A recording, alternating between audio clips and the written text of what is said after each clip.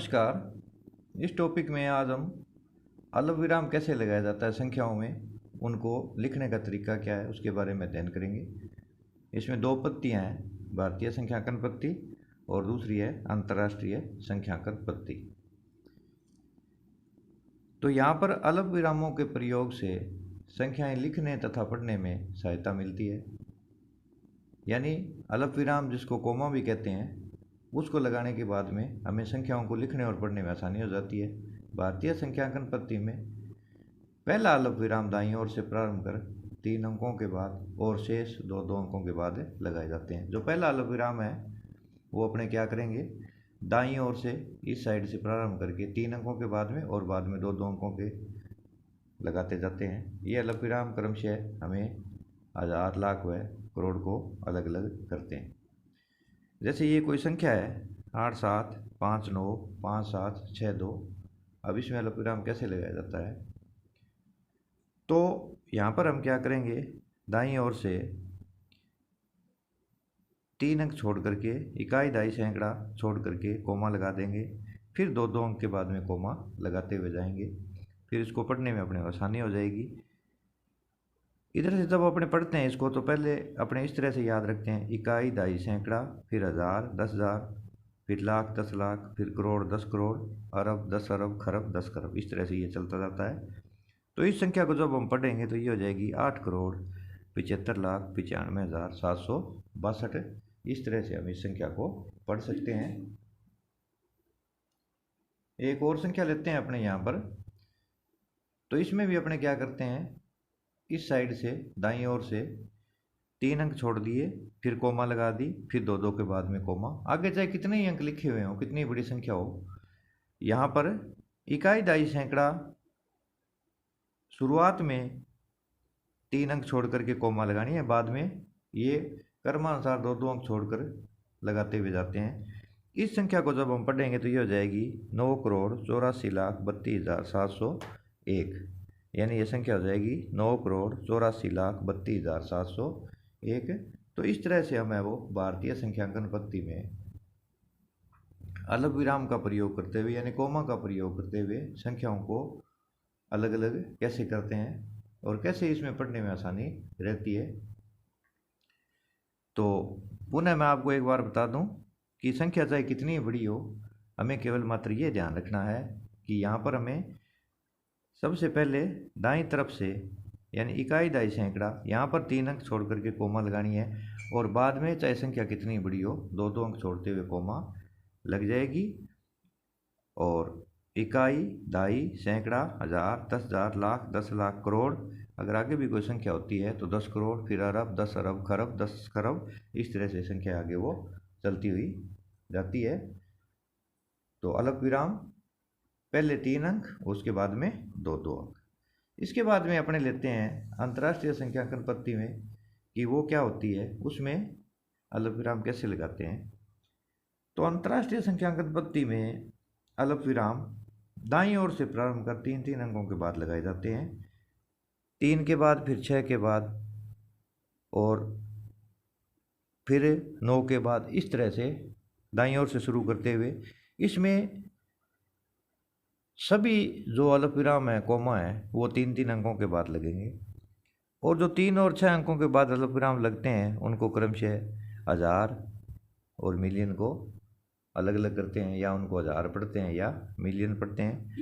जैसे ये संख्या दी हुई है तो इसके अंदर अल्प विराम है वो अपने भारतीय पत्ती में क्या होता है, इकाई दाई सैकड़ा, फिर हजार 10,000 के बाद लगा देते हैं। इसमें ऐसा नहीं है। अंतर्राष्ट्रीय संख्यांकन पत्ती में क्या करते हैं, अपने दाईं ओर से 3 के बाद ही लगेंगे। सिर्फ एक ही रूल है इसका। अब 3 के बाद लगेंगे तो इसको अपने क्या पढ़ेंगे, हजार पढ़ेंगे, इस सब को मिलियन पढ़ेंगे और इन सब को आगे ये हजार पढ़ेंगे, ये इकाई दाई सैकड़ा हो जाएगा, ये हजार हो जाएगा और ये मिलियन हो जाएगा। तो इसको अपने पढ़ेंगे 78,921,092। जैसे एक और संख्या लिखी हुई है यहाँ पर, इसी में अपने क्या करेंगे, 3 के बाद लगेंगे तो इसको अपने पढ़ेंगे 48,49,831। अब इसके अंदर भी क्या होता है, थोड़ा सा अपने ध्यान दे लेंगे कि अंतर्राष्ट्रीय पत्ती के अंदर जो 1 मिलियन है उसमें 10 लाख होते हैं, यानी एक के आगे 6 जीरो लगती है। एक के आगे अगर 6 जीरो लगा देते हैं तो ये क्या करेंगे, इसको हम अपने मिलियन पढ़ेंगे, क्योंकि इसके अंदर ये 3 है और ये 3 है, फिर इसके बाद में सीधा 1 है। यानी अपने पुराने वाली पत्ती में क्या होता है, इकाई, दहाई, सैकड़ा, हजार, 10,000, लाख, 10 लाख। तो अपने जो भारतीय पत्ती है उसके अंदर ये 10 लाख है। अगर एक के आगे 6 जीरो लगाते हैं तो 10 लाख बनता है, और इसमें ये इसको एक मिलियन बोलते हैं। अंतर्राष्ट्रीय पत्ती में इसको सीधा ही कह देते हैं 1 मिलियन। यानी तो फिर 1 मिलियन में कितने हो गए, 10 लाख।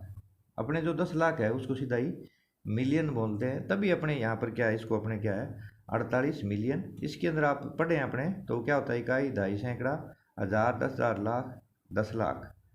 तो और ये करोड़ हो जाते हैं।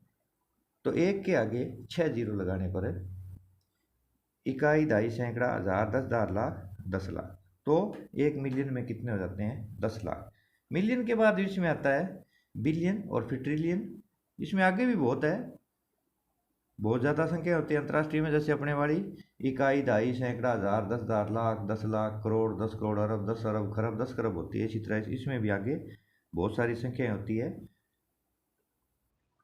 तो इसमें 1 मिलियन में 10 लाख, यानी एक के आगे वो 6 जीरो लगाएंगे। 1 बिलियन में 100 करोड़, यानी एक के आगे 9 जीरो लग जाएगी, 3 3 3।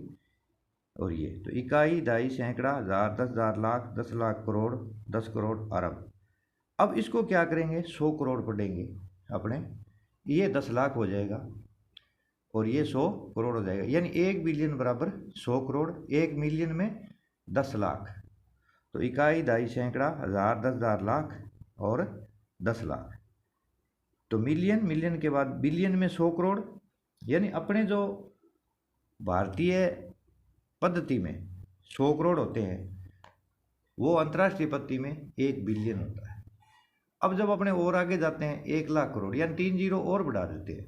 यानी पहले 6 जीरो थी, 9 जीरो, 12 जीरो। जैसे मैं इसमें अपने जीरो लगाते हैं, इसको अपने ऐसे समझें कि जैसे जीरो लगाई जाती है अपने यहाँ पर, एक के आगे जीरो लगाते हैं ये अपने, तो ये कितना बन जाता है, 10। और फिर क्या बन जाता है, 2 जीरो लगा दे तो 100 बन जाता है। फिर इसके आगे 3 जीरो लगा दें तो 1000, और फिर अगर 1 जीरो और बढ़ा दें तो ये कितना हो जाता है, 10,000। और फिर एक के आगे अपने 5 जीरो लगा देते हैं तो ये कितना बन जाता है, लाख। और अगर मैं 1 जीरो और लगा दूं, 1 2 3 4 5 और 6, तो ये कितना हो गया, 10 लाख। यानी एक के जीरो लगाते 10, 100, हजार, 10,000, लाख और फिर 10 लाख। तो इसी तरह से क्या है, 1 मिलियन में 10 लाख। इसको हमें अच्छी तरह से याद करना है। यानी अपने अगर कह दें भी हमारे पास 10 लाख रुपए हैं, तो अंतर्राष्ट्रीय पद्धति में कहते हैं हमारे पास 1 मिलियन रुपए है। अगर अपने कह दें भी हमारे पास 100 करोड़ है, तो उसको बोलेंगे 1 बिलियन। और अगर अपने बोल दें 1 लाख करोड़, तब उसको बोलेंगे ट्रिलियन। अब ट्रिलियन के बाद में भी क्वाड्रिलियन है, क्वांट्रिलियन है, सेक्सटिलियन है, सेप्टिलियन है, ऑक्टिलियन है, नोनिलियन है, डिसिलियन, अनडिसिलियन, ये बहुत सारे हैं आगे। पर मुख्य रूप से अपने यही चलता है, मिलियन, बिलियन और ट्रिलियन। तो अपने इसको अच्छी तरह से याद रखना है कि 1 मिलियन 10 लाख, 1 बिलियन में 100 करोड़ और 1 ट्रिलियन में 1 लाख करोड़। तो 6 जीरो, 9 जीरो, 12 जीरो, इसी में अपने याद कर सकते हैं। पूछा जा सकता है भी 1 मिलियन में कितनी जीरो लगती है, तो 6 जीरो लगती है, बिलियन में 9 जीरो लगेगी और ट्रिलियन में 12 जीरो लगेगी। फिर अपने इसको ऐसे याद कर लें कि 1 मिलियन में हमारे 6 जीरो याद हो जाती है, तो हम आसानी से याद रख सकते हैं कि 3 3, यहाँ 3 3 के बाद ही लगती है हमेशा। तो 3 3 6 जीरो, फिर 9 जीरो, फिर 12 जीरो, फिर उसके बाद में 15 जीरो, 18 जीरो, 21 जीरो, 24 जीरो, इस तरह से वो जीरो चलती हुई चली जाती है। और इसको भी पढ़ने का हमारा एक तरीका है। जैसे ये एक संख्या लिखी हुई है, तो अपने इसको क्या पढ़ते हैं, इसको अपने पढ़ेंगे 909 ट्रिलियन, 850 बिलियन, 222 मिलियन, 298,708। ये संख्या इस तरह से वो आसानी से पढ़ी जा सकती है, क्योंकि इसमें दाईं ओर से 3 के बाद में कोमा लगती है, अल्पविराम है वो दाईं ओर से 3 के बाद ही लगता है। अपने भारतीय पत्ती में पहले 3 के बाद लग करके फिर हमेशा 2 के बाद लगता है, इसमें ऐसा नहीं है। अंतर्राष्ट्रीय पत्ती के अंदर क्या है, इधर से दाईं ओर से 3 के बाद ही लग जाता, कोमा लगती है, अल्पविराम लगता है, और उसी को हम पढ़ने का तरीका है वो मानते हैं। तो ये तो अपने वाले में भी 708 है और इसमें भी 708 है। यहाँ पर इसको क्या करते हैं, ये सीधा ही एक कोमा को आप यहाँ पर अपने ये शब्द बोलना है 1000, मिलियन, बिलियन, ट्रिलियन। यानी जो कोमा लगती है तो वहाँ थोड़ा सा रुक करके ये बोल देंगे 909 ट्रिलियन, ये इकट्ठे ही बोलेंगे। अगर ये नहीं होता, अकेली होती, ये 9 अकेला होता है यहाँ पर, यानी ये 90 नहीं होता, 900 ना होकर के 9 होता तो अपने बोल देते 9 ट्रिलियन। अगर ये 8 नहीं होता तो बोल देते 50 बिलियन।